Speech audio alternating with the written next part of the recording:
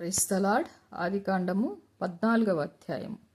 షీనారు రాజైన అమ్రాపేలు, ఎల్లాసరు రాజైన ఆర్మోకు, ఏలాము రాజైన కదొర్లాయమేరు, గోయిల రాజైన తిదాలు అనువారి దినములలో వారు సొదొమ రాజైన బెరాతోను, గొమొర్రా రాజైన బిర్షాతోను, ఆద్మా రాజైన షెనాబుతోను, సెబాయిల రాజైన షెమెబెరుతోను, సోయారును బెలరాస్తోను యుద్ధం చేసిరి.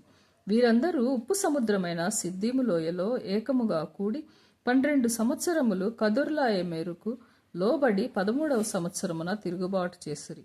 14వ సంవత్సరమున కదొర్లాయమేరును అతనితో కూడానున్న రాజులను వచ్చి అష్మారోత్ కర్నాయిములో రెఫాయులను, హాములో జూజీయులను, షావే కిరియతాయిము మైదానములో ఏమీయులను కొట్టిరి.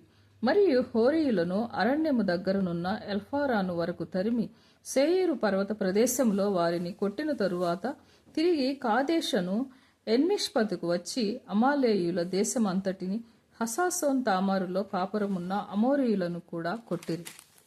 అప్పుడు సొదొమ రాజును, గొమొర్రా రాజును, ఆద్మా రాజును, సెబోయిము రాజును, సోయారును బెలరాజును బయలుదేరి సిద్దీము లోయలో వారితో, అనగా ఏలాము రాజైన కదొర్లాయమేరు, గోయీయుల రాజైన తదాలు, షీనారు రాజైన ఆమ్రాసేలు, ఎల్లాసరు రాజైన ఆర్మోకు అను నలుగురితో ఆ 5 రాజులు యుద్ధము చేసిరి. ఆ సిద్దీము లోయలో విస్తారమైన మట్టికీలు గుంటలు ఉండెను. సొదొమ గొమొర్రాలో రాజులు పారిపోయి వాటిలో పడిరి. శేషించిన వారు కొండకు పారిపోయిరి. అప్పుడు వారు సొదొమ గొమొర్రాల ఆస్తి యావత్తును, వారి భోజన పదార్థములన్నీ పట్టుకొని పోయిరి. మరియు అబ్రాము సహోదరుని కుమారుడైన లోతు సొదొమలో కాపురముండెను కనుక అతనిని, అతని ఆస్తిని పట్టుకొని పోగా తప్పించుకొనిన ఒకడు వచ్చి హెబ్రీయుడైన అబ్రామునకు ఆ సంగతి తెలిపెను.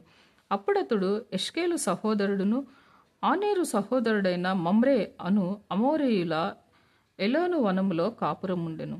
వీరు అబ్రాముతో నిబంధన చేసుకొనిన వారు. అబ్రాము తన తమ్ముడు చెరపట్టబడినని విని తన ఇంట పుట్టి అలవర్చబడిన 300 పదునెనమడు గురిని వెంటబెట్టుకొని తాను మట్టుకు ఆ రాజులను తరిమెను.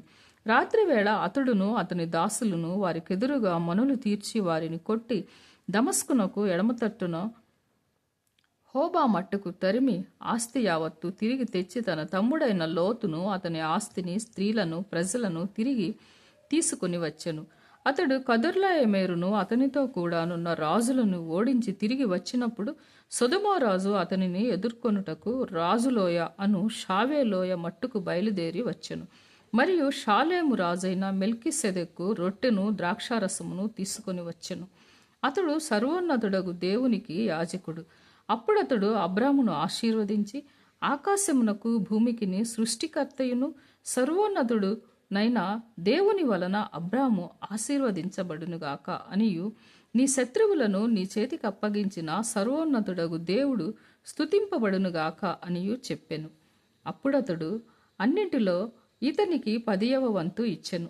సొదొమ రాజు మనుష్యులను నాకిచ్చి ఆస్తిని నీవే తీసుకొనమని అబ్రాముతో చెప్పగా, అబ్రాము, నేనే అబ్రామును ధనవంతునిగా చేసితినని నీవు చెప్పకుండునట్లు ఒక నూలు పోగైనను చెప్పుల వారైనను నీ వాటిలో ఏదైనను తీసుకొననని ఆకాశమునకు భూమికిని సృష్టికర్తయును సర్వోన్నతుడును దేవుడునైన యెహోవా ఎదుట నా చేయి ఎత్తి ప్రమాణము చేసి ఉన్నాను.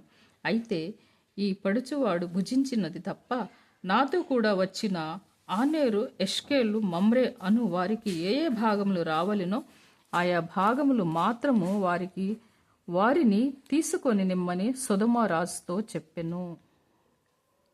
May God bless you.